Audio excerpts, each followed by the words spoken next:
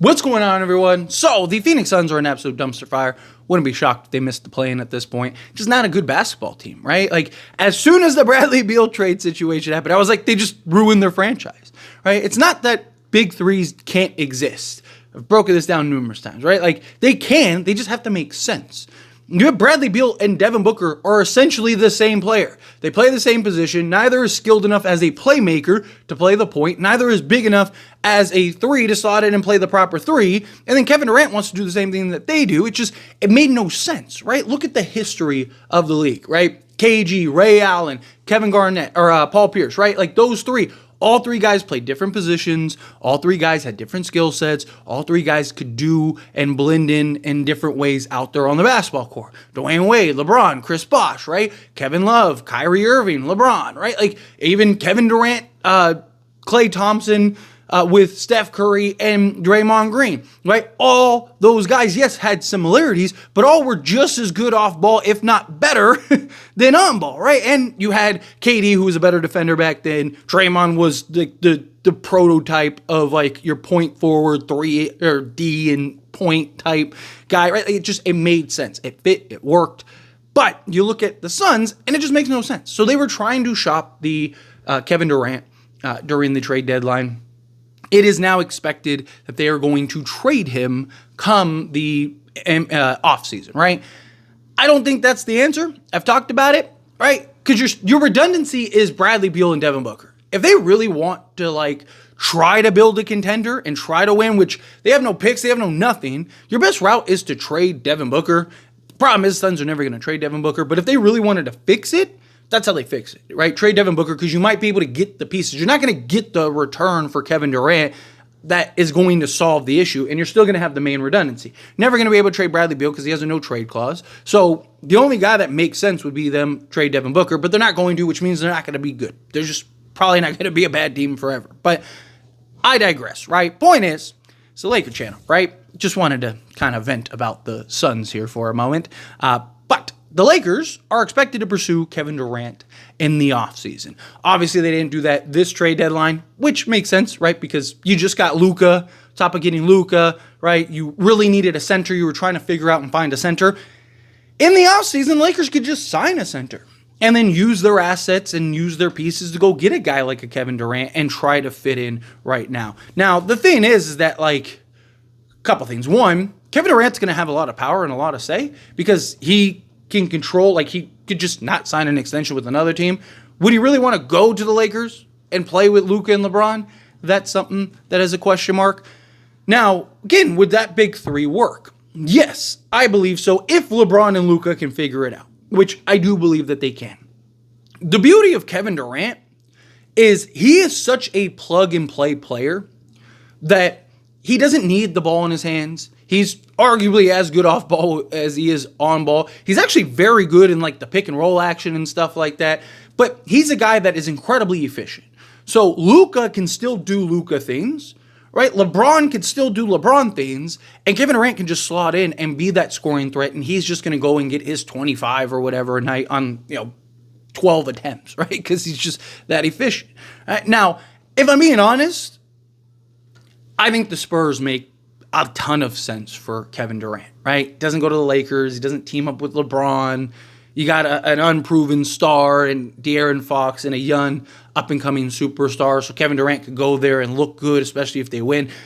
I do think, if I'm being honest, the Spurs probably make more sense for him than the Lakers. But the Lakers are one of the teams that, according to Sam Amco, that Kevin Durant, keep an eye on him with the Lakers. I think, again, it really boils down to Kevin Durant and what does he want. Right? If he wants to go to like several other teams, right? Like if he's like, I'll go to the Spurs or the Clippers or whatever, right?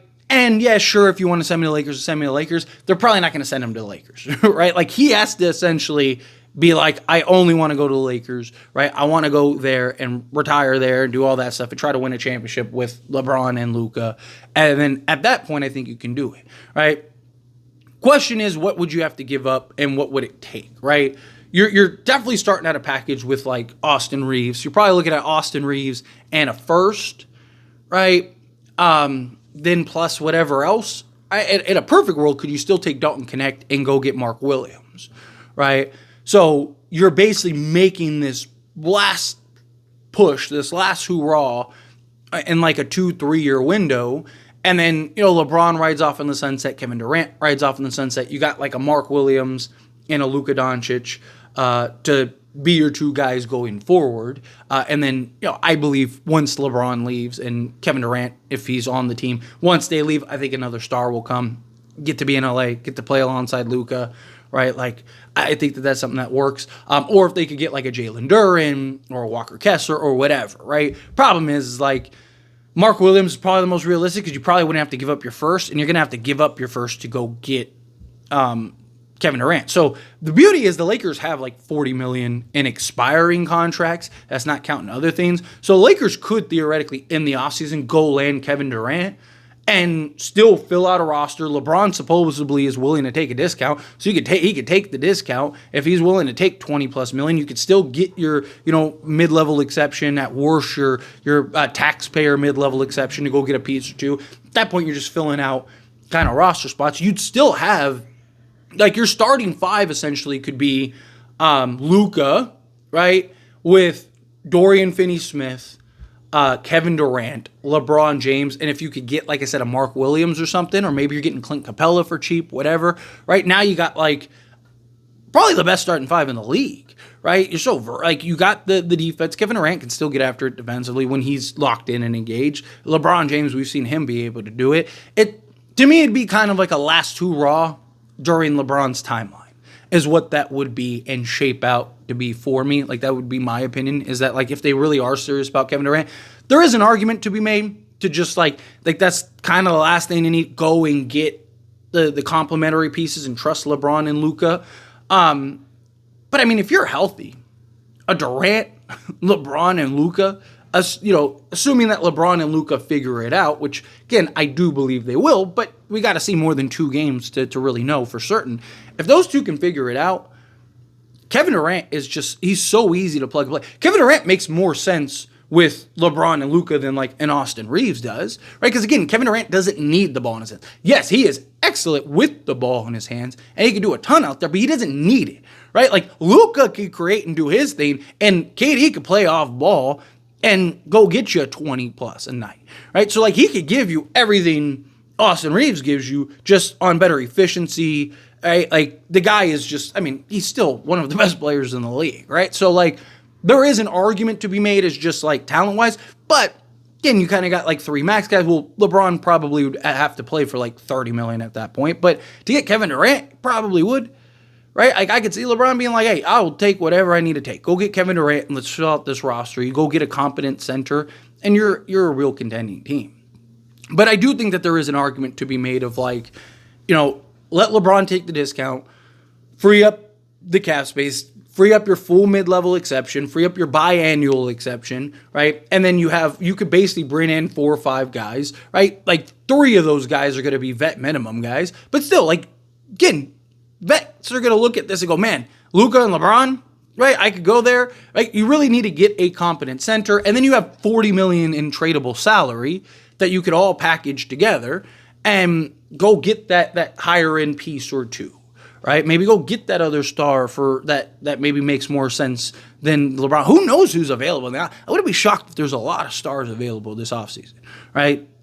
So I do think, look, Rob Pelinka has shown that he's going to continue to be patient and remain patient, and I'm all for that, right? Like, patience is key. I stressed it, for last 2 years.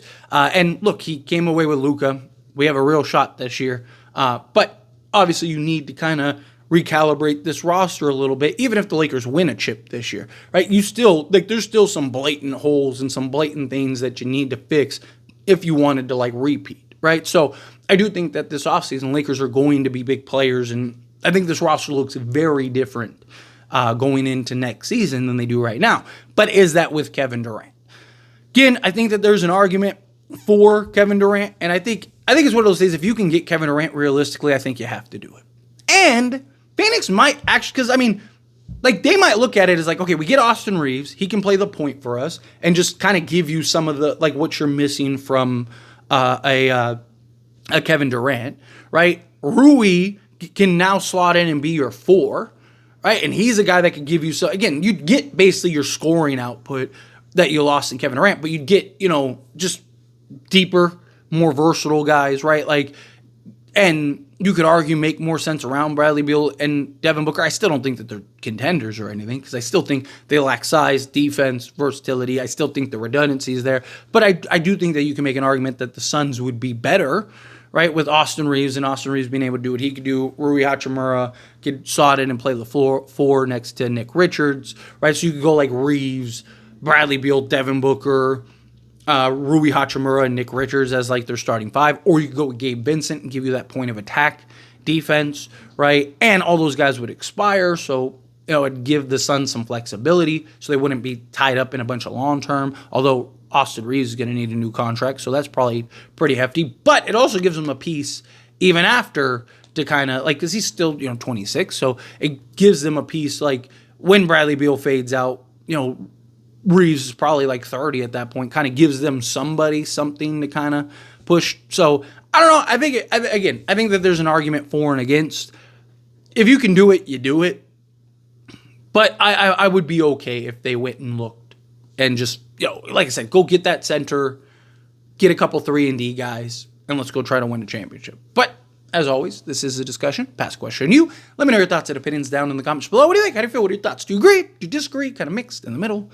Do you like the idea of Kevin Durant on the Lakers? Do you think, stay away from Kevin Durant on the Lakers? Love to hear it. Let me know down in the comments below. That being said, if you haven't liked this video, hit that like button. Helps me a lot. Helps me enjoy these types of videos, and I truly appreciate it. Not subscribe channel, hit that subscribe button. Turn on the bell notifications. Appreciate y'all. See you in the next one.